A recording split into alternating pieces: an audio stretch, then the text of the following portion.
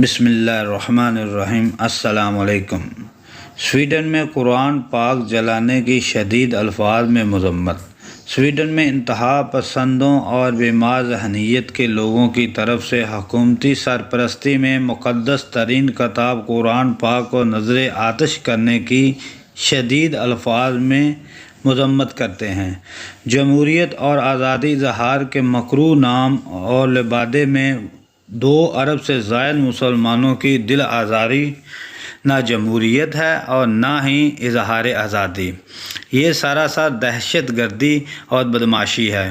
کتاب کا احترام پوری دنیا میں پایا جاتا ہے کیونکہ کتاب علم کا نام ہے اور علم روشنی ہے۔ روشنی سے اندھیرے دور ہوتے ہیں، انسان کو راہ ملتی ہے۔ روشنی کے مقابلے میں تاریکی اندھیرا اور جہالت ہے۔ تاریکی اندھیرا جہالت انسان کو بربادی کی وادیوں میں دھکیل دیتا ہے۔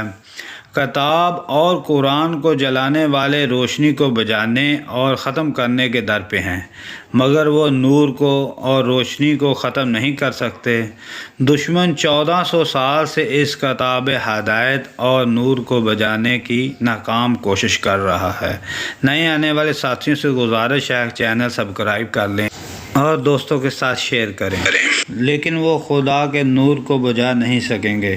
پھونکوں سے چراغ بجھایا نہ جائے گا۔ انشاءاللہ قرآن کی خدمت سمجھ کر اس ویڈیو کو زیادہ سے زیادہ لوگوں تک پہنچائیں۔ سبسکرائب کریں، لائک کریں اور گھنٹی کا بٹن دبائیں۔ حرمت قرآن پر جان بھی قربان۔